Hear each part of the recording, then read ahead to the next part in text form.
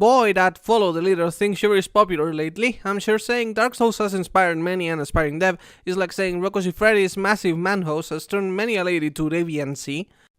It's a notion that I never got. Surely you must be doing something different to get noticed, right? And that's probably why I average 10 views on YouTube. Nevertheless, I still wouldn't like my scarce female companions to compare me to Rocco Siffredi any more than I would like having a game I did be compared to Dark Souls. Yet here we stand, in a world where the Soulslike genre is a thing and it's taken flight mostly in Steam, where the roguelike and western low fantasy tags have been fruitful and multiplied like they were fucking rabbits or Mormons. Let's do Dark Souls but better is an optimistic statement, not to say foolishly ambitious, and I don't think it's even the hidden desire in most of these devs' black hearts. Their endgame was probably just get even a fraction of the mad money Dark Souls managed to accrue. Fair enough. Fall of Light, Darkest Edition, then. The very intro will put you in that Dark Souls mood, ripping off the old woman talking in the second installment blatantly. The starting enemies are also not hollows, and our playable character is a bucket helmet knight who never talks, par for the course. Now, what does it change up? First, it's isometric, second, it's laden with goddamn moments, and third, it prominently features a motherfucking escort quest. No disrespect, but the dude who looked at Dark Souls and went, you know what this needs? A more retarded NPC who literally dies every 12 seconds she's out of your sight. Probably needs a punch in the stomach. Where to begin with this lady? She's called Ether and made very obviously of the fire in Dark Souls with a name change that I couldn't be asked to learn. She cannot fight and she dies in one hit, but can be resurrected from her ashes. Unless she happens to die in front of a portal, which will just use the portal instead, locking you out of making any progress in the game. Picture this, dear viewer, every time you die, not only do you lose all your progress, but you also have to pick up your dead daughter back up from cages, fridges and other places where the evil bodies have taken to storing her. Sometimes the jolly airhead just forgets to come back from school. Bleak undertones of what is happening to her every time you die and she gets trapped notwithstanding, this is just an extremely boring gameplay loop. Now excuse me while I talk about Dark Souls for a second, but it kinda comes with the territory. Dark Souls is already laden with backtracking, but Fall of Light forgets why we backtrack in Dark Souls. First, we can actually get more souls and retrieve the ones we lost, so it's a sort of organic grind in the sense that based on individual butterfingerness, every player will have to do more or less runs of the same place, and their power will vary.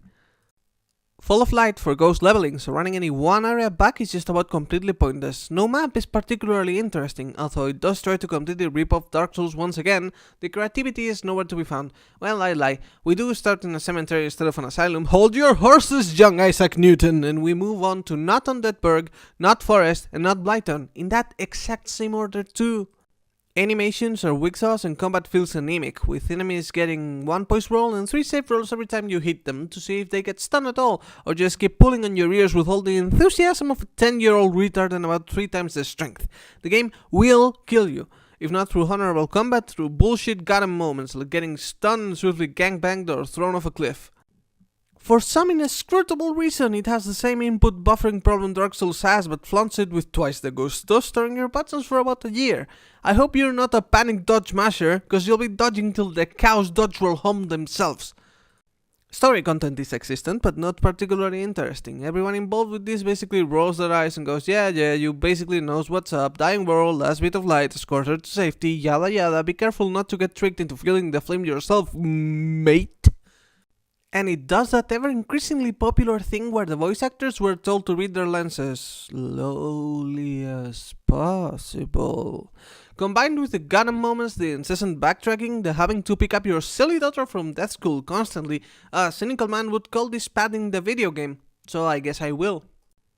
Game journal professionalism notwithstanding, I'll tell you what my breaking point was with this garbage. A path left tells me to only follow if I want to test my strength, so I don't.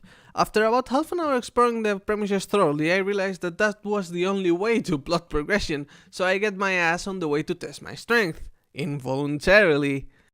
The McDonald's Veronica Knights assailed me and tried to slow my advance, but armed with a massive and super slow fuck-off Mason Warhammer, I carved a path through them, with pretty little effort, I might add. Then a puzzle shows up. I need to leave my daughter on a pressure plate and go to another, quite far ahead, and I was instantly annoyed by this and knew what the game was pulling.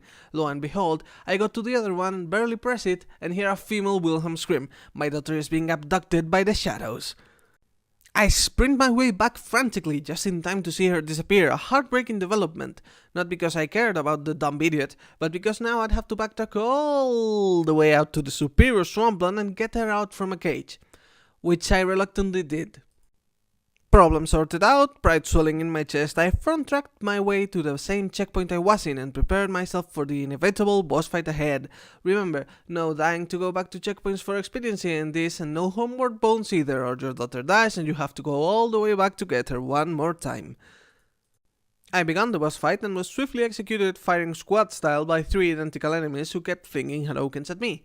Daughter and damage bonus provided lost, but perspective gained. I waltzed back in, ready to cheese the fuckers out.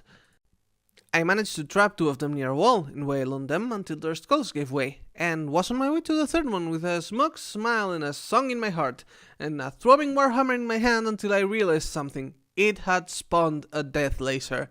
That killed me. That was the point where I said out loud, "Fuck off game," and uninstalled it in disgust. So parse stories and crappy mechanics I can usually deal with, but the game actively trying to waste my time in order to just last longer kills the whole thing for me. Look, it's one thing to stall for 10 minutes until you get your raging stiffy back on, but this is just for the sake of stalling. If you invited me over with the premise of Netflix and chill just to have serious Netflix and chill, you're either the most boring lover in the world, or my expectations were unreasonable. I think we'd better break things off before one of us gets hurt, and I always thought your daughter smelled weird.